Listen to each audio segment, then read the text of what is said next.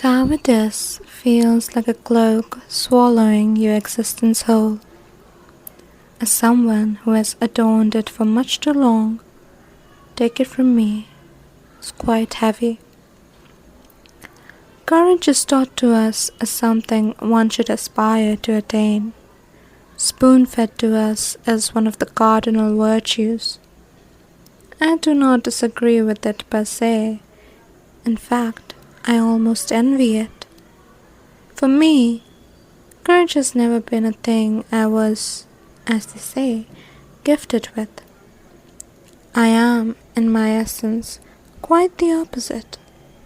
I'm a coward. And as a coward would do, I try my best to disguise my cloak as an armor of courage. Fear is a peculiar thing. If it haunts you, you should be grateful. Still feel uneasy with its presence. A coward for life gets used to it. I got used to it. The lizards, frogs, and countless pests and insects that scare me since I was a child. I was even scared of riding my newly bought bicycle because I was afraid that I will fall down and hurt myself greatly. I was afraid of not making any friends on my first day of school because I didn't want to be left alone. I was afraid of playing outside as I thought I'll injure myself gravely and become weak. So, I didn't go near pests, insects, and frogs. I didn't learn how to ride a bike.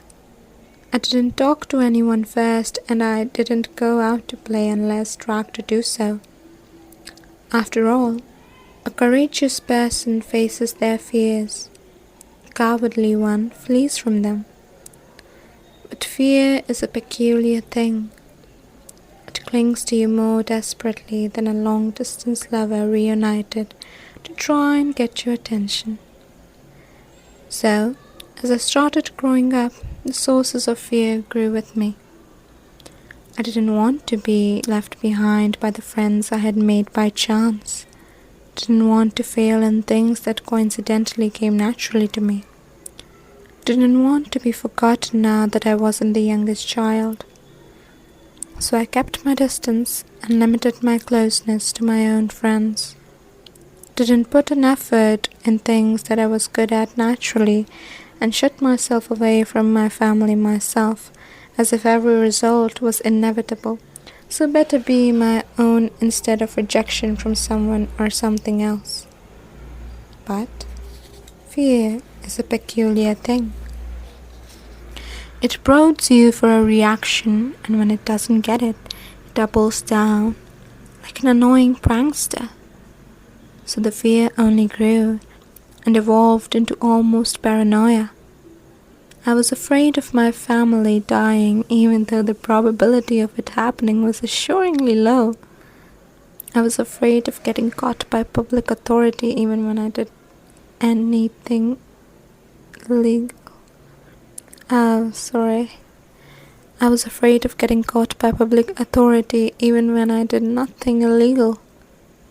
I was afraid of thieves appearing in the night and kidnapping me, which was less than likely given the area I lived in. It was as if I was afraid of everything and everyone, the possible and the impossible. I had fears of getting lost in space, getting eaten by a deep-sea creature, sleeping and never waking up again, eating so much my stomach would burst open, things stopping out of my television and harming me, getting submerged and sent inside my book and getting stuck there, and much more. But fear is a peculiar thing. It stays loyal to you after it gets your attention, like a pet dog. It wags its tail around you all day, granting hesitant days and sleepless nights, stealing the rush and thrill in life and turning it to bitter sadness that flows down one's face.